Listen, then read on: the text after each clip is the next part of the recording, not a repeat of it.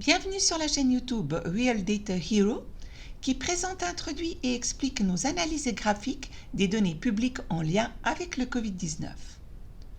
Dans la vidéo Numbers Plus d'aujourd'hui, je vous propose d'examiner de plus près la dernière vague des pires histoires alarmistes et d'analyser et d'évaluer l'évolution de la situation sur la base des données de l'OFSP du 20 août. Outre l'évaluation purement statistique, apparaîtront aussi les évaluations juridiques de l'avocat suisse Philipp Kruse. Le tabloïd suisse gratuit et journal des pendulaires 20 Minuten, version suisse-allemande du 20 minutes, propose une multitude de reportages en séquences courtes répétées sur le thème du Covid-19. Les articles de cette page au titre très émotionnel ont été publiés entre le 18 et le 20 août. Couplée aux déclarations personnelles et aux fatalités, la déclaration remplie d'émotions du modérateur Stefan Busser, qui déclare la fin de son empathie pour les non-vaccinés, apparaît comme gros titre. En revanche, la star hollywoodienne Lucas Hedges met en avant la pandémie en tant qu'élan de guérison contre la dépression. Au centre et sur la marge de gauche se trouvent des rapports qui se réfèrent aux données actuelles de l'OFSP et les relient à des scénarios de développement futur menaçants basés sur des impressions. Le thème commun est la situation prétendument critique des hôpitaux suisses, à chaque fois directement liée aux personnes non vaccinées, et laisse par conséquent entrevoir à la population de futures restrictions. Je voudrais poser un premier point d'interrogation suite au titre de l'article de journal au centre. L'hôpital du Simmental-Thun-Sannenland, qui dispose d'une capacité de 8 places de soins intensifs, dont 7 sont occupées, est cité comme exemple de surcharge dans le plus grand canton suisse, Zurich. Or, en passant, il est situé dans le canton de Berne. Et Zurich a une capacité maximale déclarée de 428 lits de soins intensifs. 7 sur 8, cela correspondrait à un taux d'occupation de 87,5%, ce qui représente en fait une utilisation normale permettant de couvrir les frais pour des lits spéciaux coûteux. L'article omet d'ailleurs de mentionner la répartition de ces 7 patients entre Covid et non-Covid, puisqu'il parle juste de places occupées. Mais nous y reviendrons plus tard. Un article se réfère aux chiffres de l'Office fédéral de la santé publique, soulignant que tous les patients des unités de soins intensifs sont non vaccinés. La question de savoir pour quelles maladies ils sont hospitalisés reste ici sans réponse. Les patients Covid non vaccinés sont les principaux à atterrir dans les unités de soins intensifs. On peut pardonner à un tabloïd la formulation familière atterris, mais autre particularité linguistique, l'adjectif non vacciné est élevé au rang de nom. En évoquant les chiffres de l'Office fédéral de la santé publique, on fait référence au passage à une nouvelle documentation de l'OFSP sur les cas hospitalisés de Covid-19 déjà vaccinés. Les 2 extraits du tableau publié le 20 août montrent les nouveaux cas dans la 2e colonne et dans la 3e, le nombre total cumulé de patients vaccinés qui étaient ou sont en traitement clinique comme cas de Covid.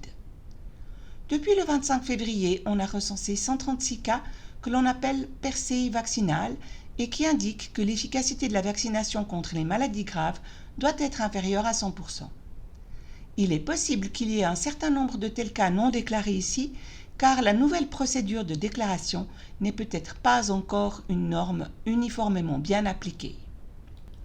Passons aux déclarations principales de l'article. La chef de la task force, Tanja Stadler, souligne que le nombre de nouvelles admissions hospitalières par jour a doublé 3 fois en un mois. S'il y avait 3 autres doublements, on atteindrait une utilisation des capacités comme au sommet de la 2e vague. Le nombre de nouvelles admissions dans les services normaux est passé de 2 à 58 au cours de la même période, ce qui correspondrait déjà à un doublement par près de plus de 5 fois. On peut donc supposer qu'en tant que professeur de mathématiques, elle fait probablement référence aux patients de l'unité de soins intensifs Covid dans cette expertise sur le thème de la croissance exponentielle. Le point de départ serait ici de 25 patients. Le doublement à 2 reprises jusqu'à environ 100 peut être compris, mais le 3e doublement est probablement plus une prophétie du développement futur. En ce qui concerne la 2e affirmation de l'autre article discuté plus haut, selon laquelle ce sont principalement des patients Covid non vaccinés qui se retrouvent dans les unités de soins intensifs, la contre-affirmation résulte du fait que le 18 août, Un total de 498 patients non Covid ont atterri dans les unités de soins intensifs, qu'ils soient vaccinés ou non. Le fait que les proportions de Covid aient changé dans le scénario de doublement du professeur Stadler n'a eu qu'un effet marginal sur le taux d'occupation total, avec une augmentation de seulement 6,96%. La troisième déclaration de Philippe Lutz de l'hôpital cantonal de Saint-Gall ne fournit aucun fait, mais seulement une impression avec un si de ce qui se passerait si cela continuait ainsi. Nous examinerons donc de plus près la situation factuelle dans le canton de Saint-Gall. L'avocat Philippe Kruse prend clairement position sur les déclarations de la professeure Stadler avec le rectificatif suivant. Je cite. Les chiffres de l'USI et du Covid sont inutiles, voire dangereux sans le bon contexte. Ils créent de l'incertitude et effrayent la population. Il est impératif de contrer les appels d'urgence lancés par les médias concernant les capacités des unités de soins intensifs avec les faits suivants. Premièrement, les capacités des unités de soins intensifs ont été continuellement réduites dans toute la Suisse depuis le début de l'épidémie. Fin de citation. Pour ce premier énoncé de base, j'ai présenté l'occupation des unités de soins intensifs de toute la Suisse en un ensemble de courbes pour toute la période de la pandémie. Le taux d'occupation des lits de soins intensifs en Suisse était initialement bien inférieur à 75% et après plusieurs réductions du nombre de lits, il est resté juste en dessous de 75%. Il convient de noter ici 3 périodes qui sont documentées par des chiffres à droite du tableau. La capacité initiale déclarée de 1432 lits en moyenne et de 1570 lits au maximum a été réduite en 2 étapes pour ne plus compter que 865 lits le 18 août, soit une réduction de 45,4%. L'article de journal se référait au canton de Zurich. Nous allons donc examiner de plus près l'évolution dans ce canton, en ajoutant aux différentes sections de la courbe des extraits du tableau de l'OFSP sur la capacité hospitalière.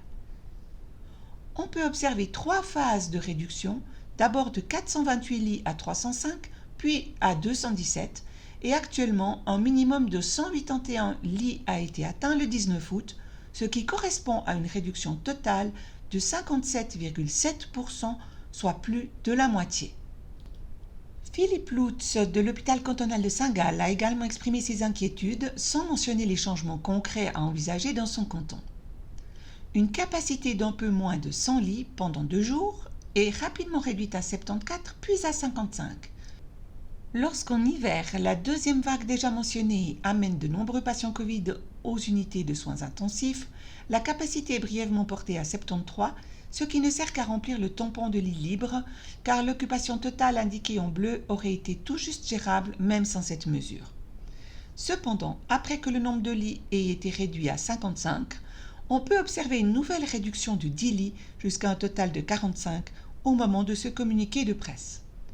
Bien que le nombre de patients Covid reste actuellement constant à 12, contrairement à la prédiction de la professeure Stadler, l'ajout de 2 patients porterait le taux d'occupation à un niveau sans précédent de 95,6%, mais cela uniquement en raison du nombre réduit de lits.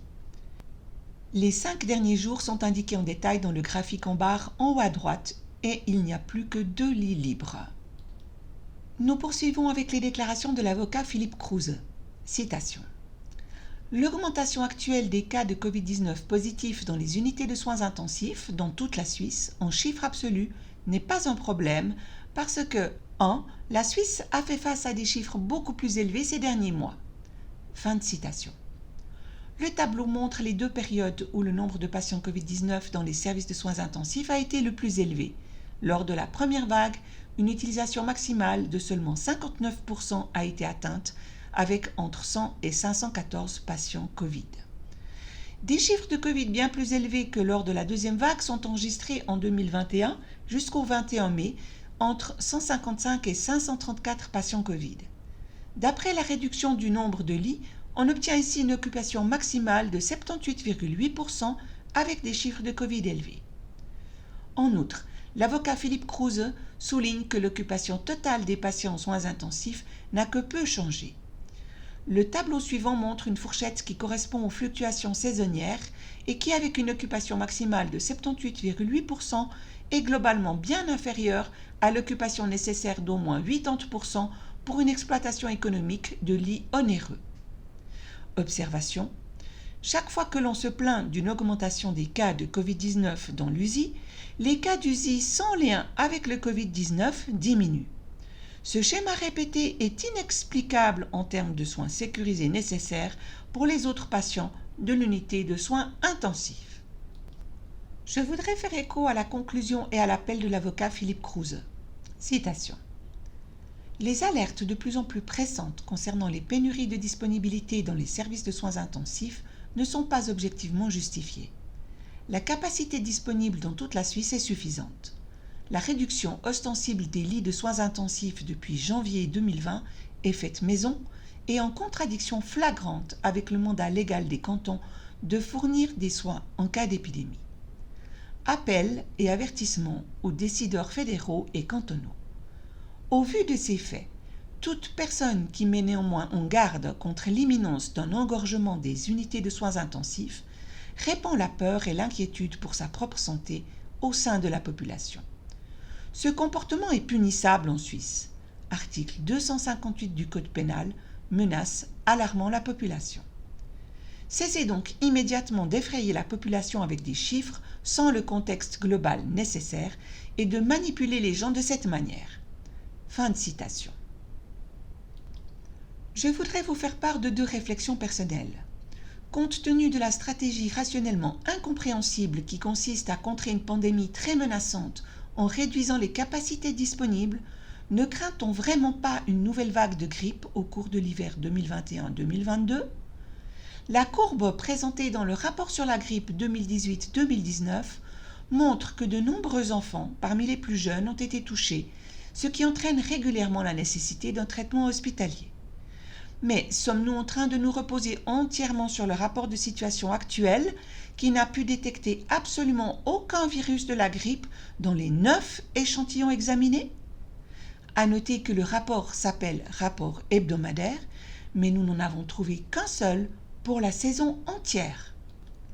Les Suisses, réputés pour leur prudence et leur sagesse, s'en remettent-ils peut-être entièrement à la prochaine vaccination ? Le rapport sur la grippe 2018-2019 a déterminé une efficacité de la protection contre la grippe H3N2 comprise entre moins 39 et plus 47%. La fourchette d'efficacité pour les autres virus se situait entre 29 et 71%. Les 136 hospitalisations et 25 décès de personnes vaccinées suite à un Covid-19, percée vaccinale enregistrée, donnent-elles une première indication de la protection actuelle du vaccin ? Compte tenu de l'énorme réservoir de données que représente cette vaccination de masse, des données valables sont-elles actuellement recueillies à ce sujet ? Je vais conclure sur ces dernières réflexions et questions. J'espère vous avoir donné matière à réfléchir, à effectuer des recherches et à débattre. Vos idées et conclusions personnelles sont toujours le but de notre travail. C'est pourquoi vous pouvez télécharger le matériel de cette vidéo sur la chaîne Telegram. Si vous avez aimé cette vidéo et notre travail, mettez un like, abonnez-vous à la chaîne et rejoignez le groupe Telegram Real Hero en français pour recevoir les futures mises à jour et vidéos. Je vous souhaite un bon dimanche et à bientôt.